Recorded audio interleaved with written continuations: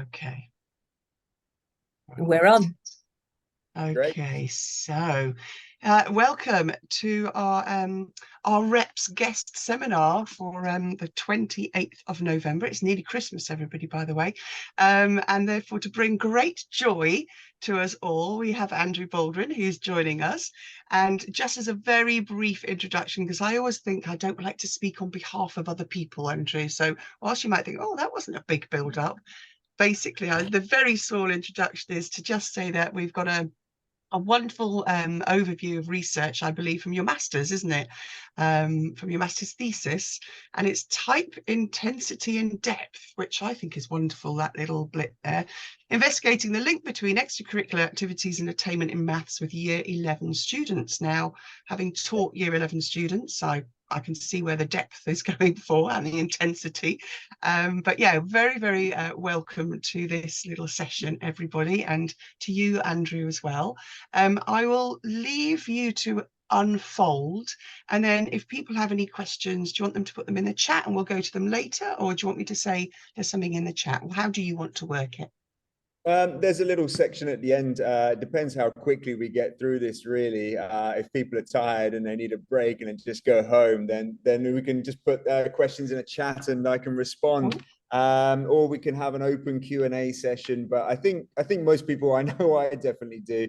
I feel more comfortable typing questions into the chat boxes rather than trying to butt into someone's conversation. Yeah. So yeah, but at the end, if that's great, or if something pops up into anyone's mind, just put it into the chat box. I'm sure one of us will be able to see it and then get back to it. Brilliant. Okay, so Andrew, one of the other things we will mention, obviously it's being recorded and it's going to be shared, so Rachel will put a link into contact to you, so that if anyone having watched this can come back to you as well, which I think would be even more interesting, because I'll probably rewatch it and come up with more questions and more context, so that'd be amazing. So yeah, we're going to hand over, and I can't wait to hear what you mean by a natural experiment method. Yeah. And that's going to be interesting. So yes, the positives and the negatives impact. So let's hand over, Andrew, and we'll sit back, listen and learn. Thank you so much. So this was a bit of a tricky one to kind of pitch as well, because I don't know whether to put like a 5-minute express ride through it all, or to go 3 hours in depth and start unpacking my statistics as well. I'm sure everyone will be really interested in that. So I'm going to kind of like go through it, and I'll try to unpack it as best I can. But if there's anything that really you want me to stop and elaborate on a bit more, then feel free to just interject and let me know. And I'm also going to try and figure out, because I haven't used Zoom for a while, if I can share my screen, because I made a fancy presentation. But in general, it was really good to actually have this opportunity, because I did this, when did I do it? I must have finished this about 2015. So we're coming up to about 10 years. And, that's a long time ago. And so it's really nice to review where it's been. It's always been sat in the back of my mind as I'm going from one job to the next. But it's really nice to actually talk to other people about what's actually sitting in my head sometimes. So thanks for that opportunity. I'm going to go ahead and share my screen, if that's okay, and hopefully try and find the presentation I made. So you've disabled participant screen sharing. So if you can enable me to do that, that would be great. Okay, I'll leave that for Rachel as the host. We have so many particular safeguarding links, don't we, between us? And good. I'm co-host, so I'm going to go and have a look. Have a try now, Andrew. Yep, yeah, I see it. So hold shift. No, that should be fine. Let's have a look. I've got to open my preferences. Google Chrome, Zoom, you're okay to go. There we are. Oh, no. Right. No. Oh, it's going to be a tricky one, because I'd have to quit and come back in again. I've just made you the host, Andrew. Yeah. So try that again. Oh no, that's way better. Here we are. Cool. Sorry, let's share this. Looks fancy. Perfect. Can you see it? Can you see a title page there of a presentation I made in Canva? We can. Can you put it into presentation mode? Yeah, I can, but then I forget what the slides are, but we can do that. And Oh, not a problem. Just keep that's okay as a visual. Yeah, but essentially it's me talking over it anyway. So this is where we started at the impact of extracurricular activities in maths, year 11 attainment. Where was that? Here. I think it's saved in the right place. No, it didn't. So it's saved there. So introducing what I did, basically understanding what ECAs are, anything that was happening outside of the classroom. And I wasn't overly concerned whether it be sport predominant or if it was based around skill. I wanted to see what was happening everywhere. The range of activities such as I mentioned, the sports, the arts, volunteering. We are, in this case, the research was categorized by physical skill, or it was volunteering based. And it considered, and this was really where I was trying to go a little bit of a new area, the length of time that someone was involved in an ECA and for how long they'd been doing it as well. So that was the intensity and the depth. The intensity was how many hours are they doing in a week kind of thing.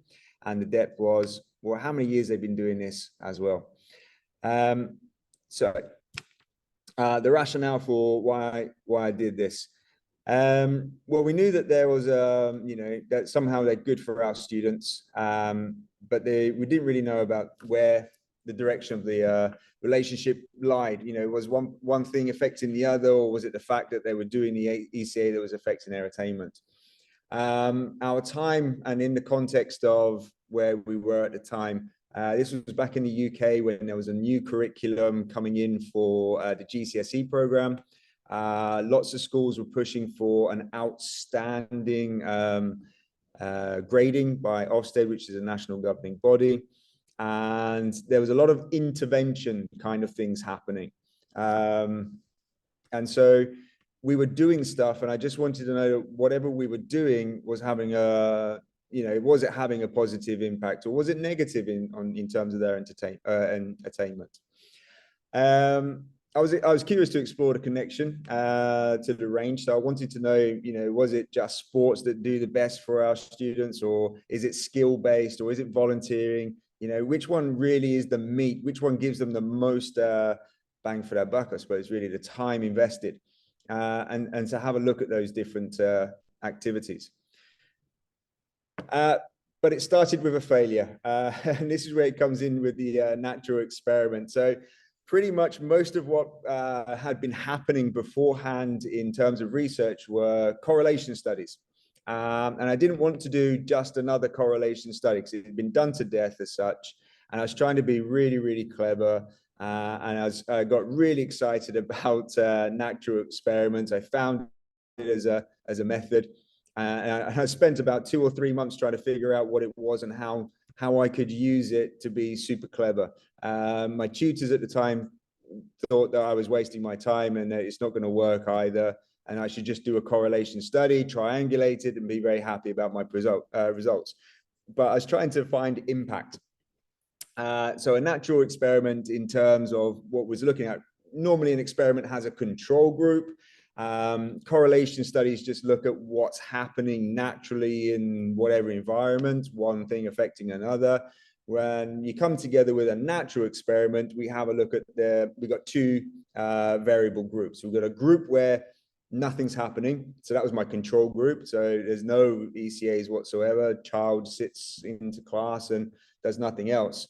And then I have all the other variables that I'm looking at. So it was a natural experiment in terms of there is a group that exists that are not doing anything. So therefore I can have a look at what's happening with the other groups in terms of what's happening with this group that doesn't do anything, which sounds great and exciting, but in essence, it worked, but I can't make any sweeping generalizations because of it.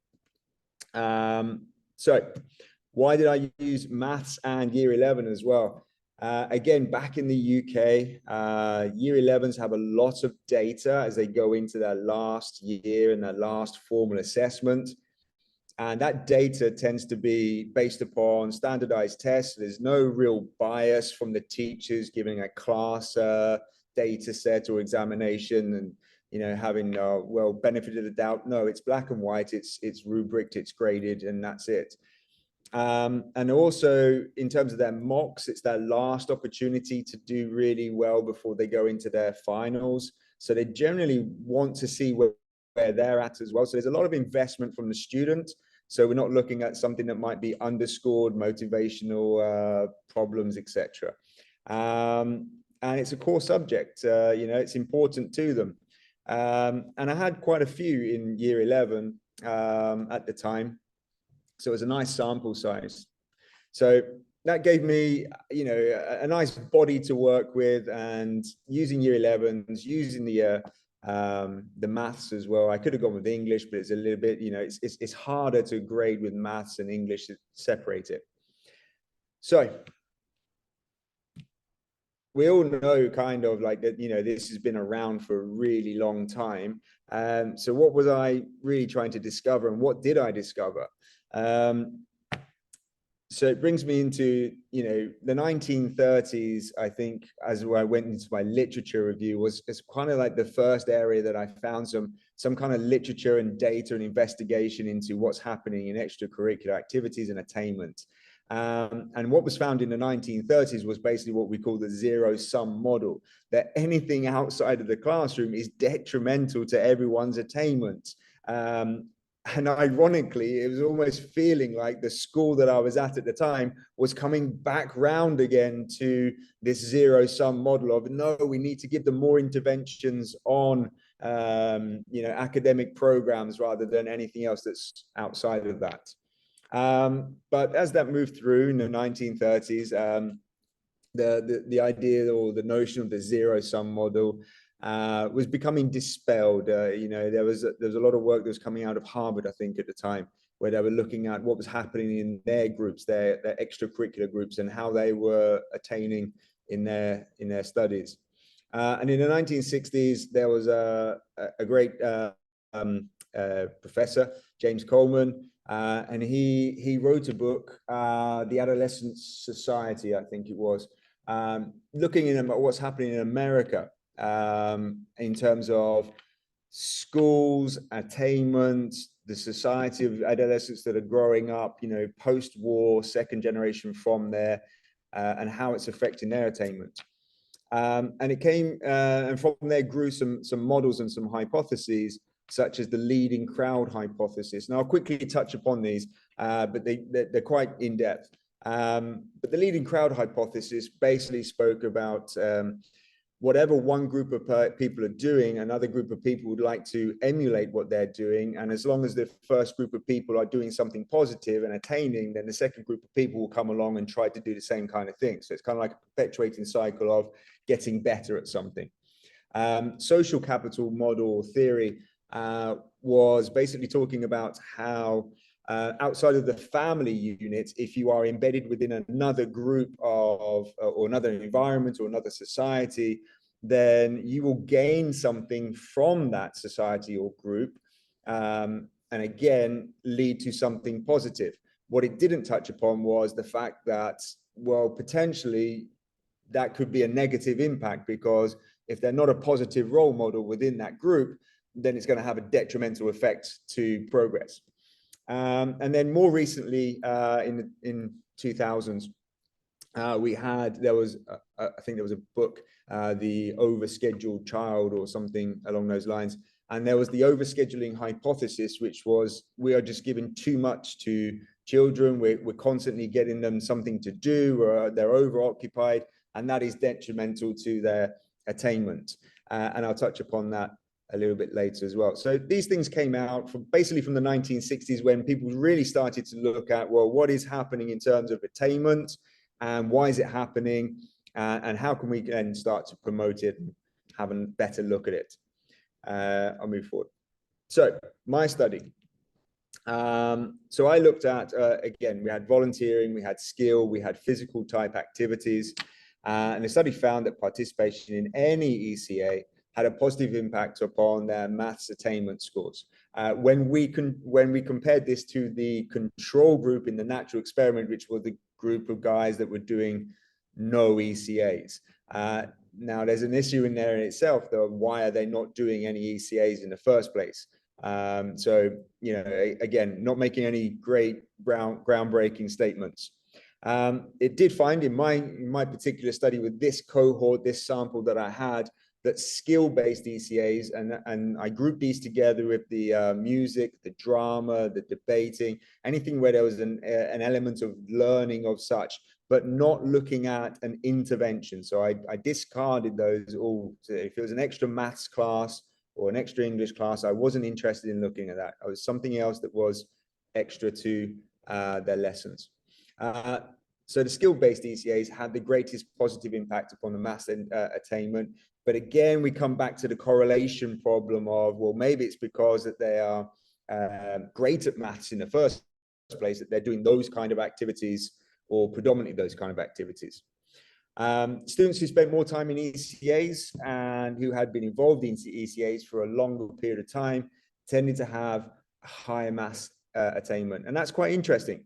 So if they've been involved in an ECA, embedded, if you like, for a prolonged period of time, so not just 1 year and then they flip over to something else and then they flip to something else, but one type of ECA stretching back over a progress amount of time, even if they're spending many hours a week within that, they tended, again, in comparison to the control group, which in itself is a problem, tended to have a better level of attainment in maths. A few specifics that came out of that. So we got the skill-based activity results that had the largest effect on the attainment side. So we go back again to that grouping that we had here, that skill-based ECAs, drama, music, debating, greatest positive effect. Largest effect, attainment, skills-based activities. The time spent each week in activity, the intensity as such, resulted in greater positive effect. There is no overscheduling hypothesis. According to this study anyway, it negates that. There's lots of reasons behind that, potentially. One of them being that the students themselves are really, really invested in what they're doing and they're loving what they're doing. And so it's not going to have a negative effect. Whereas I couldn't control or look specifically at what would happen if I was to give a certain group of students 3 or 4 really intense ECAs of different types and see what would happen to them. But there is, when we look forward again, when we look at what we should be doing, there's potential there for perhaps a threshold, so a quadrilateral relationship where we need to see about how far we can really go with that. It's limited. The longer the students had been involved in each activity, the depth, the greater the positive effect on attainment. And I couldn't find any variable that would contradict, counter what was happening there. The depth as such really was a factor for attainment. But again, the relationship between the two might have been the fact that they're doing that for such a period of time, a long time in their life, might be just the fact that it's helping in their attainment.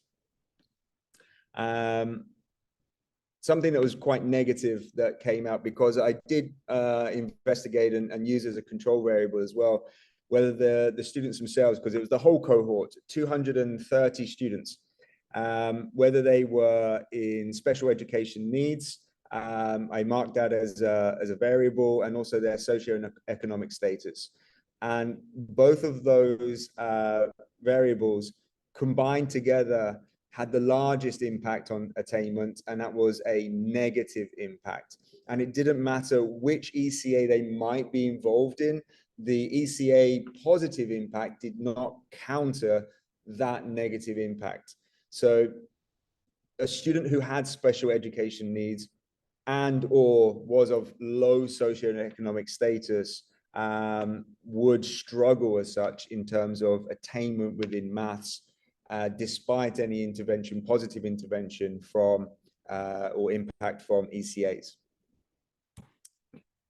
So where does that lead for what we can do and how does that affect what we are doing as such? At the time, and even where I am now as well, this led to the thinking about how can this lead to increased positive outcomes for the students that we have, especially understanding their SES or SEND status, to try to limit the negative impact from them.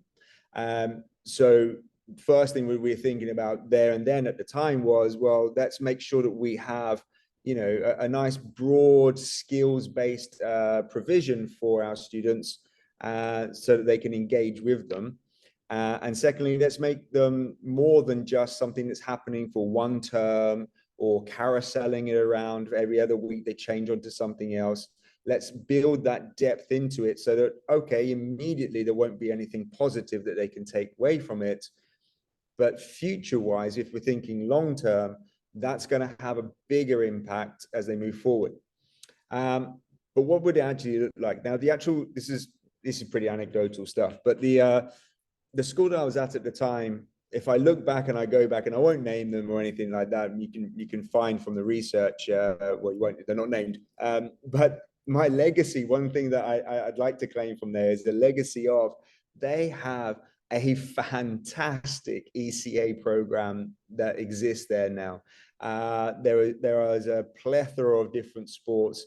There's a richness to all of their skills-based and volunteering as well, to the point where they're actually almost taking on like an IB model in terms of what they're providing, and students are engaged with. So I'm hoping that came back off of something that I was giving to them at the time. Another anecdote that I find really quite empowering when I think about, because I moved from teaching in the UK state system to teaching internationally, and one of the schools I worked at internationally was a school in Beijing, and it was a very, very pushy, let's say. It's a very academic orientated school, and a lot of the children there, a lot of the students were really focused on getting to like Ivy League schools, and a lot go there. And one of the things that I noticed happening as I took on ECAs that were happening there in the sports realm was very much a notion of like the leading crowd hypothesis. We would have middle schoolers who are like just running around being general middle schoolers as they normally are, full of energy and beans, but not much direction. And then they would graduate into the high school. It's very American based. They would graduate into the high school. So they changed the CCA structure, changes from middle school CCA into high school CCA, which is kind of the same, but with more direction. And the students were really focused. I would sit on a bus and I would be taking students at the end of school to like a volleyball match with another school. It'd take about an hour and a half because of Beijing traffic at the end of the day. And all of the seniors would be set on the bus and they'd be working with each other, getting assignments done, sorting out personal statements, helping each other out, really moving forward. And then as the middle schoolers graduated into that group, first of all, you see them looking around and they're like, you know, rabbits, what's going on? And then they see the way that the others are behaving, and they started to adopt that behavior on a bus on the way to a volleyball match. And on the way back again, they would all be sleeping because that's the only time they've really got to catch up on sleep. And as you know, as I was looking at that and going, I recognize that is an actual example of what has been said and seen in some of the research that I've seen. So when you have those positive factors, then you know we should encourage them. And as I move to other schools, and I still use it as an anecdotal story for some of my seniors, it's what you are building here right now and the way that we do it that's going to lead to those younger students coming through who will emulate what you're doing. So, you know, how does it look for me? I'll move on to the next bit, which is, oh, no, it's still there. What am I doing now? I'm taking all of that research that I've got, and I'm seeing the anecdotal stuff that I've witnessed as well, and I've built, and I start to build it in the same way. My school at the moment, currently here in Hong Kong, I've just restructured the CCA program. I came in and there was a lot of bits and pieces, things happening, and it changes frequently. There's little investment, and little investment in terms of both staff or outside bodies or the students themselves. And so I've restructured it into something that's going to be long-term.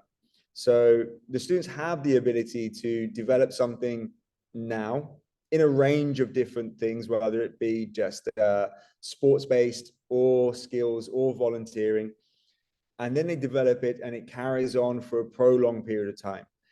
One of the issues that we had here is there was nothing that was embedded for a long period of time, but there is something which the students really love, and that's football. And most of them, even the girls, play or have played for a prolonged period of time. So I'm building things around those things that we know have a positive impact is pretty much where we're taking things going forward now.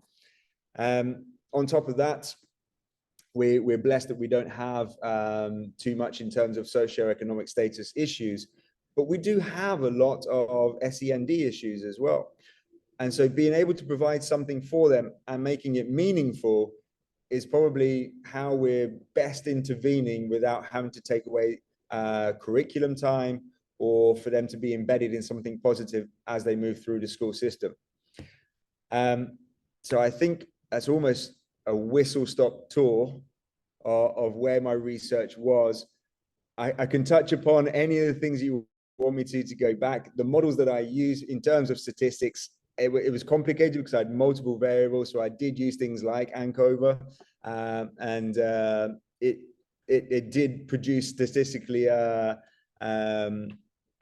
reliable data as such. But yeah, like I said at the start, my tutors weren't best pleased that I chose a natural experiment model, and I refused to give it up. But it was interesting for me because I just wanted to do something a little bit different and to see where I could end up with that. If we do have any questions that might possibly be in the chat in relation to any of those points, I'm more than happy, or just general questions. Thank you, Andrew. That was definitely a whirlwind visit, but actually very deep and very intense. Yeah, I got a whole lot out of that one. I had a little question, if that's right. And I think Rachel's put in about what IB is. Sorry. Yeah. So people might not get this chat, so if you could just explain that, it'd be wonderful. Thank you. Yeah, absolutely. So the IB is the International Baccalaureate, which is another method of curriculum as such. In the MYP, basically it has stipulations of what must be completed, not just in terms of subjects, but also within the core element. And one of the aspects of the core element is what's called service as action. So it's a requirement that students are engaged with service activities within, well, ideally it's embedded within the curriculum. So that's where I'm taking things now, rather than just having a bolt-on experience. So one of the benefits of what we're building here at the moment is, because it's embedded within the curriculum, we can now turn that into a long-term involvement, because it will require zero input from their own personal time. So although it isn't necessarily an ECA, it still has the benefits of a service or volunteering type activity, but it's within the curriculum. And they have, well, ideally we will get to the point where they have input in how that looks. But as we go through the system at the moment, it's the subjects which are directing it. Okay, thank you. And then in your, like, you may have mentioned, and I might have missed that, when you talked about the amount of time, you know, and also I really enjoyed the idea of that people who popped in and just did a bit or a prolonged experience in it. Did you look at, or did you find anything about the people who did prolonged time but in a whole range of them as well? Was that anything that came out of that?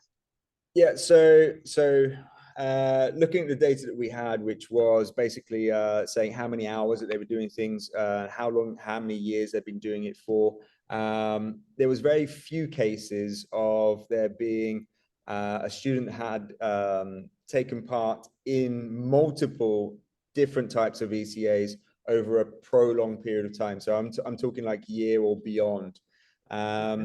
You do get a specialist. So for example, my football academy players had been involved in football, since they were 11 years old or even younger. And still in year 11, they're still academy footballers.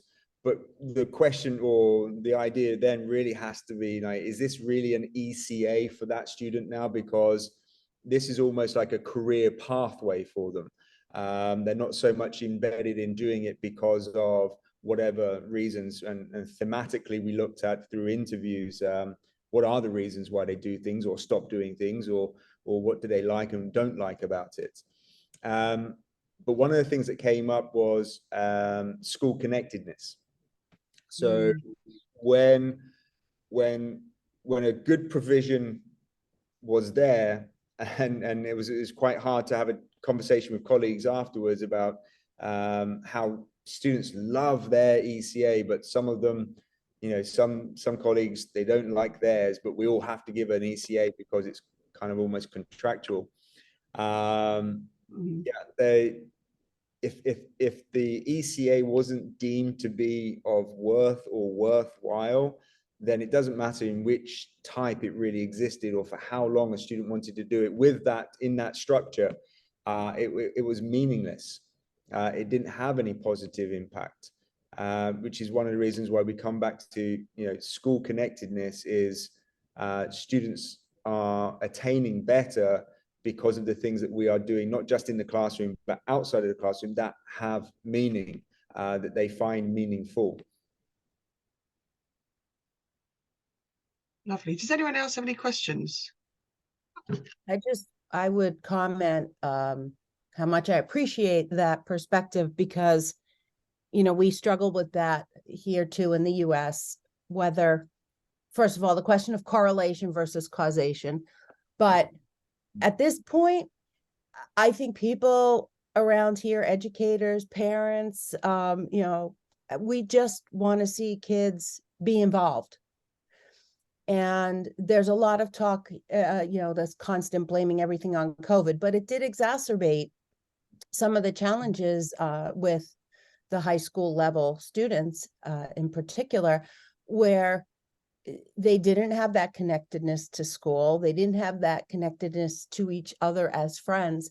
And, whatever their rationale, whatever, I had to do it because it was required. I was going to do it anyway because I like it, whatever. I think just the fact that we're keeping them involved and active physically, mentally, all of that has value.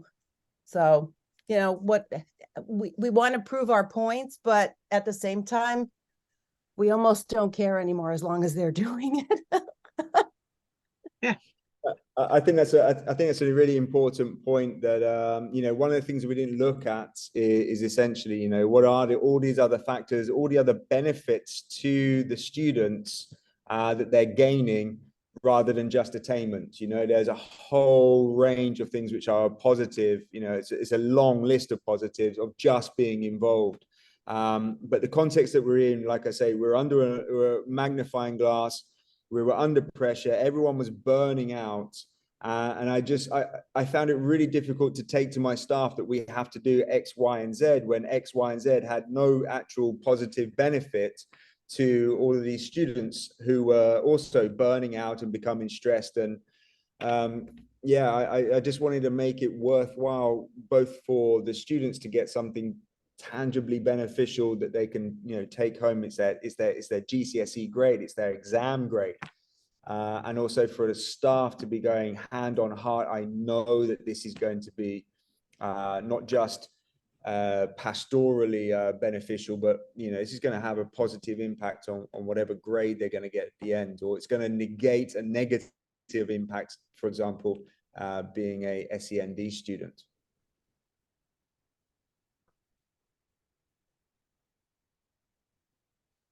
There's quite thank you, Andrew, that was fascinating. Even at 11:15 at night here, it's still fascinating. and I've been up since 6. But there we go. And to keep me engaged, it takes a lot at this time of night. So you did very well. But I have a couple of sort of questions, just reflecting on some of the research around particular skills and or activities, whatever you want to call them, such as music. There is a very strong correlation between people who play a musical instrument regularly and their mathematical attainment. So in your own study that you did you have, I know you've only kind of given us a brief version of it, but did you actually have particular activities and then link that to specific students' attainment so that you could see which of the ECAs was having the most effect at all? No. So what I did was I bunched them into categories. So, you know, quite essentially what we've got there straight away is a huge outlier positive impact from just mathematical attainment from the music group in skills. Right. Because music and debate, anything that was all, you know, even drama was grouped into that skill-based CCA. So if I was to unpack that and have a separate look within that group as well, I would imagine, and I'm pretty sure that the research there would support that yeah, there is a huge positive correlation there, whereas the others might be more or less tangible, but positive still. But yeah. Yeah, thank you. Yeah, because the music research that I've read, because my second subject is creative arts, music, dance, you know, they're actually doing brain scans now where they're actually seeing, you know, the lighting up of certain areas of the brain when you play a musical instrument, and then the lighting up when you do sort of mathematical equations and things like that, which is really quite fascinating because you could never have done research like that 10 years ago, 20 years ago even. I think there's something quite similar as well with the linguists as well. Yes. The school that I was involved in was a languages school as such. I mean, there was a huge amount of offer that they could take as a GCSE language. And when they moved on to IB in the sixth form, there's a lot of ab initio stuff they could do by themselves. And again, I think that had a positive effect, obviously. What was interesting about the study that I built, again, was this natural experiment model that I was basically comparing these different groups to a group that existed within the school itself, which was, you know, a bunch of students that, like Corey was saying, just weren't involved and needed to be involved in something. And one of the downfalls of that was that a lot of the SEND and the low SES students would often be within the control group of no ECAs. So, you know, those were compounding factors which would skew the results as well. You know, high end on this end and lower down definitely on that group. But what I was trying to look at was, you know, how much time, if we're asking the students to be involved in something, is there a limit to it in a week? You know, but essentially it was coming back to, if they are involved and they are passionate about what they're doing, whether it be sport, linguistics, service activities like volunteering, it's going to have a massive effect. I say it massive, that's an exaggeration. It's going to have a positive impact upon their GCSE maths attainment. And I just use that one as a way to show it's going to move them forward in what they're doing in their attainment. So a lot of research out there, and I'm sure you've read about it, actually has been struggling to prove the link of, for example, physical activity to an increase in attainment. That specifically is very tenuous.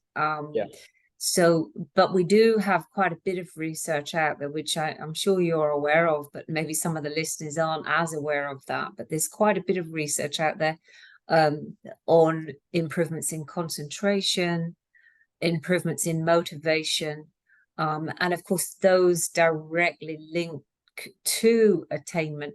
So I'm quite fascinated by your results. So my next question to you is, have you ever published from it, and do you intend to? I don't know. I don't know whether I'm there's a whole lot of I suppose imposter syndrome to this. I was extremely fortunate that I was at a school that had a great partnership with the local authority. My master's was fully funded. My master's was incredibly intense, and I had some of the best tutors ever. I was very, very blessed. But essentially, I saw myself as a basic PE teacher who all of a sudden found himself trying to unpack complicated research at Cambridge, surrounded by some very, very clever people. When I got my grade and I finished my thesis and I unpacked all the comments that I had, I was very pleased that they were positive comments, despite my persistence with a design model that probably was flawed. And so no, I didn't feel comfortable in really publishing my results to murky the waters that are already muddled with lots of ideas, etc. Yeah. So I don't think I will ever as such publish those results or that thesis. Do you know what? Sorry, Andrew, can I just jump in really quickly? Yeah. You said two key things there. I wonder if Rachel, before us even having to, we could type it in the chat and go 1, 2, 3, and they probably come up with similar. Two things is one, your positioning of yourself. What you've just been talking about is whilst you say it's X amount of years old, it is still ongoing, and it is murky and it is messy, and we are not getting too far, to be honest, because the power and the pressure of that, which I talked about right at the beginning, about jumping out of the system, which is quite a risk, but actually I now can see that system just pushes us as educators and learners so fast. There's very little to do. And you mentioned that, like the overscheduled child, there's an overscheduled educator at the same time. So having to do, I remember having to do clubs, it was part of our contract as well. But now it's not available, and it's only available for those children who can pay. So we are adding to the problems that you have already found. Those things aren't changing. So you writing about this, and maybe, who knows, getting some more feedback from other people about what is going on, and you celebrating what did change. But that's one thing. But the other thing is, so I would say don't hide it, bring it out, get something out there, interlink with what's happening now, and the promotion of physical activity and extracurricular, but actually who's that for? The big question there on the neoliberal side. But also you mentioned going to quite an amazing place to do your work, and then there were very clever people, which would include you, and your own positioning of yourself. And I did exactly the same. I was just a PE teacher. If we remove the word just, you were a teacher, you did your masters, you achieved, celebrate that. And celebrating that means getting it out there for other people to celebrate with you. Just put that in for you. Yeah, I know. I appreciate that. I really do. I think one of the things, and I'm going to come back to Rachel's point about, it's really tenuous, the connection between positive attainment and not so much physical activity, but sport mostly as well. I think it really comes down to who delivers it and what's the purpose behind it as well. Because, again, over the 20 years of seeing these things, when there's a great bunch of kids because they've got a great positive role model who's instilling not just, a sports mentality, but, positive mentality towards just general attainment in life. So that equates also to attainment in what they're doing at the moment, which is their studies. And I think that's why it's so hard to make that connection there, because it really is the intangibles. It's the ethos, and it's very hard to measure these things in a way that can then really be statistically investigated or proved. So yeah, that's probably where I'd like to see some more research, looking at causality. But even quasi-experimental designs would be so tricky to you know, the confounding variables. It's just so difficult to separate everything. But yeah, I suppose that even though it is 10 years old, it is still relevant. I do understand and appreciate that. But maybe adding my voice rather than my research, and maybe actually getting my research better would be a better direction first. And just to come in there very quickly, Andrew, thank you, Julie. I thought what you said was lovely. And Andrew, you know, I absolutely understand. I think we've all got a little bit of imposter syndrome, particularly because we're working in body-based subjects, and we know that the education system prioritizes anything other than body-based subjects, basically, and that includes creative arts, which is my second subject. So you know, you've obviously got to be a bit dumb to teach those things. But I would add that although your results are really interesting, and although you kind of see and have used the word flawed around your research design, that's your word, not mine. When you, you know, when you discuss your own research and you get it out there in a small way, in a larger way, whatever, the opportunity for you to say what I could have done in future research we could do is always there. So I don't know any researcher, and I've been talking to researchers all this week in a 4-day conference, who says that their research design was perfect, tip-top. They're all talking about, had I done, could I have, should I have, etc., etc. So remember that even the best researchers, and I'm certainly a newbie to research. I only got my PhD 4.5 years ago, so I'm still considered an early career researcher, despite being in teaching for 35 years.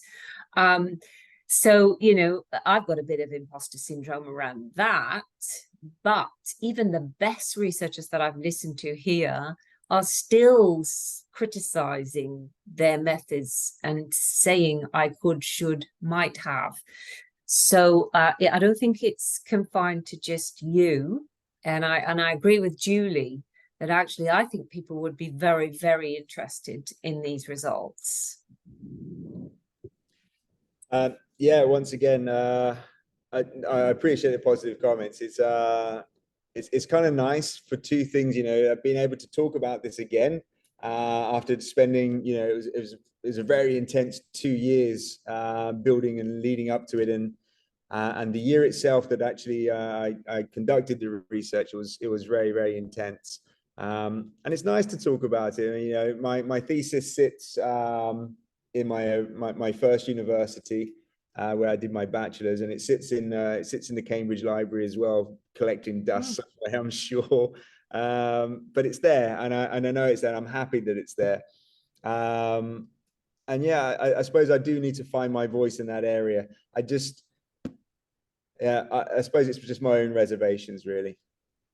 Yeah, there's plenty out there at the moment. Lots of people are talking about, you know, that whole, what is PE, what is physical activity, what is sport, where do they all fit, what's the relevance? So we now talk about movement, so we were looking at purposeful movement. There's so many connotations, and your work sits, and you can bring yourself really quite easily back inside and join a conversation, and that could be something, that could be a conversation for this group and the other groups, because to be honest, across any of those groups we could look at it. I mean, I like the whole idea of an overscheduled child and educator, and how do we overcome that?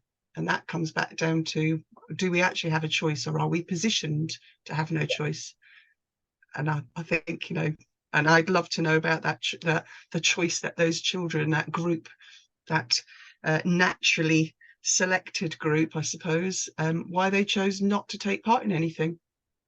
That was one of the what I would say it was the one of the research design flaws, is the fact that there is that group there, but again, we're not looking at the reasons as to why they were doing that. You know, there and again, looking at the makeup of that group, a vast majority of the SEND and the SES were sat within we're not doing any CCAs.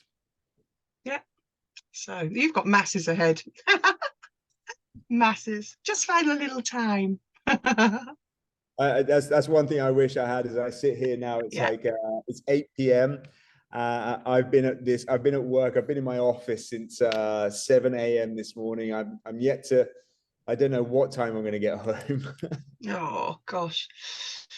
Prioritize you for just for today, please, because what you've just done and shared is something so wonderful, and everyone else will see. To be honest, you know, in terms of time and the importance of what I had, I don't think I had time really to get this out, but it was important to me. You know, I think Rachel reached out a while back and, you know, like, can you get this done? And I'm thinking, no, I probably can't, to be honest. I've got 2 whole school international trips to organize. I've got a sports day happening in a new venue that no one knows anything about. 4 or 5 different sports happening all at the same time, plus teaching. But it's been really, really beneficial. I think it was an important thing for me to actually have a conversation with someone different and new about this. Just a bunch of people who can give me all of this critical feedback, critical friend feedback. Yeah, and I would add, Andrew, I'm a bit like a dog that won't let go of a bone. So, you know, I'm chewing on the bone, and yeah. In actual fact, you know, I and Julie and I have talked about this often. You know, we see so much value and potential in practicing teachers, and this is why RePS came about. Yeah, it was from us listening to your stories on social media and us going, wow, that's fabulous. No one's writing about that right now. Nobody's talking about that right now. How do we get these practicing teachers to and coaches, you know, to actually start getting their work out there? So all of this, and including the guest seminars as well, it's all a part of that process of us valuing you and helping you and supporting you to go a little bit further. Baby steps, yeah? Absolutely. Well, thank you so much for delivering a very thoughtful and thought-provoking seminar for us, Andrew. And I'm glad that you found that little bit of a time moment, but also for your personal development, to be honest, because we're all here learning and happy to progress with you. We've all got that imposter syndrome, but as a group, I think we're doing really well. So thank you so much, and please find some time now to go home and find some rest. Thank you again, and thanks again once more for the opportunity. It was, you know, positive. I enjoyed it, I think, in the end. Oh, thank you, Rachel, for setting everything up today as well. Oh, no problem at all. So I will stop recording now. If anyone wants to stay on and have a little chat, they can.